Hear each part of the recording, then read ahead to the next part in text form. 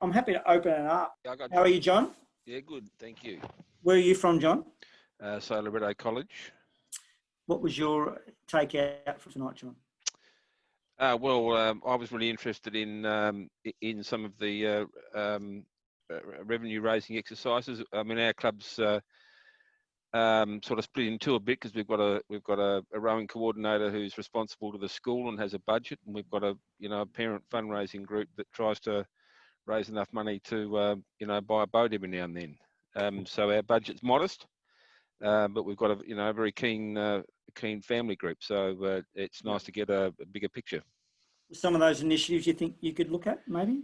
Yeah. Well, it's interesting because we've actually spoken about them before, and generally we end up talking about it so much that we find it too hard and don't get on with it. Well, some of these initiatives we actually help you implement if that's post the fact, like in terms of the directories, in terms of few of the initiatives. What about, I'm going to start with Peter. Can you hear me, Chris? Chris McGray, you there, Chris? Yeah. How was what was your takeout from tonight, Chris?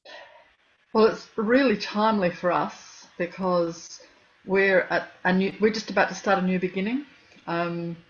We're building a new rowing shed or regional rowing centre in Murray Bridge, and it's a whole new ball game for us. So starting and getting off to a good start will be really, really important, and we need to do all of this work.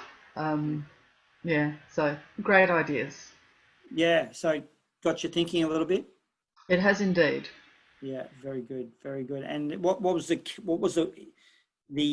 stood out, a couple of things that stood out for you tonight, Chris? We really need to have a much closer monitoring of our financials, and we need to implement our engagement with possible fundraising activities, particularly the membership and sponsorship. Yeah. Yeah. Okay. Are there now? Can you hear me, Peter? Now, are you clear now? Yes, I can hear you. I'm not sure what happened there. Something. That's all right. So, Peter, what was your? Thanks for joining us tonight. Hopefully you got some value out of it. Yes, I definitely did. I thought it was an excellent session. I was wondering where the cell line was coming, and I thought that you led up to it very, very well. I mean, I was very impressed by how that was put together. The cell line? Your selling line. All right. Hopefully it wasn't too in your face, Peter. No, not in the least. It came across naturally as well. But your ideas for fundraising are very valuable for us. Who are you with, Pete? What's your club? Torrens Rowing Club. It's a community-based club. It doesn't have any school or university affiliation, so it lives on its own feet without the large groundswell of membership support that you get from parents or from. Yeah. So it is again. It goes back. Remember the first question I asked tonight was, who's educating our administrators on how to run a club? They're sort of left to fence themselves a bit, aren't they?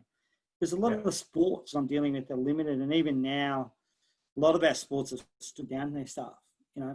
So they're really limited. So it's again, there's a real expertise to everything in sport, and I think that's the advantage of, I suppose, my background is that I've worked at this level of and just simplifying some of those fundraising opportunities for community. I've got you, David. Are you there, David? I am, Terry. Thank you. How'd you find tonight, David? Yeah, look, really good, thank you. I mean, interesting. I'm in a similar field of work to you with strategic planning and helping businesses work through challenges, not in the sports arena. So I guess a lot of what you have been talking about resonated with me really well, because I think, you bang on. If the business has no direction, whether it's a club or a small business, then it's really easy to get lost. I've been chair of our rowing club. This is the end of my third year, so we're still waiting for our AGM. COVID's kind of away of that. But look, some of the ideas you put forward tonight have been, really good. Love the idea of the lottery. I think, that's great. Love play for purpose. And membership is really interesting because, I'm part of the Nord Moriata High School Rowing Club. So, Yeah, the challenge we've got is that we're education department, so there's obviously an overarching big business that sits there. Yep. But then with the parent committee, no different to the other clubs that have spoken, we're in place to help the club raise money for boats and equipment and things 100%. Like that. So, we've got that challenge of working with a school budget, which we don't control as a parent committee, but it's about how do we engage families, engage parents more. So, yeah, really appreciate what you guys have put on the table tonight. It's been really good. And the volunteer aspect, because often people get intimidated when they go on those committees because they're thrown into roles and no one's teaching them what to do. Absolutely. You're now in charge of membership. Good luck, go your hardest. Thanks. Good luck. Yeah, so absolutely. We've spent a year filming. We've got nearly 200 videos, 2-minute videos. So if you're trying to I'm using our education to recruit our people.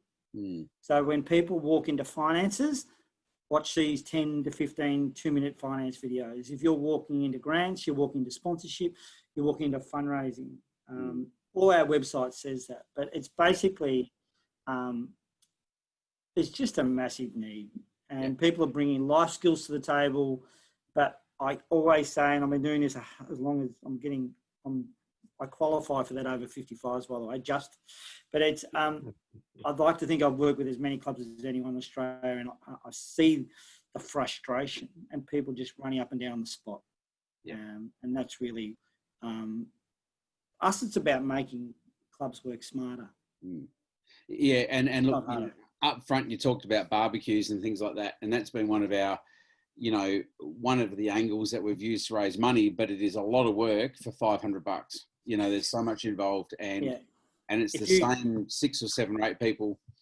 And I know previous committees to ours have just become frustrated and stopped doing them because of how little money there actually is involved. 100 hours raising $1,000, right? Absolutely. And if you had you had the goods and services, they make 5-figure sums if you manage it right.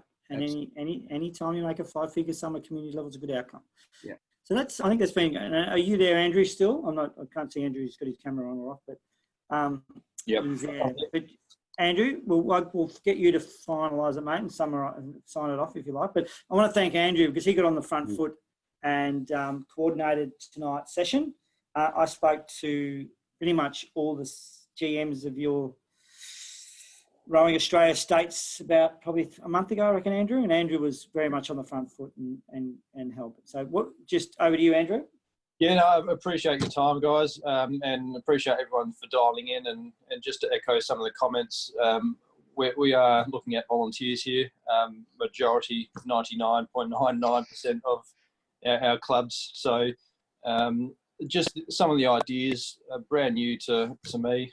So great concepts which can be taken on board with I guess limited resources, limited fuss.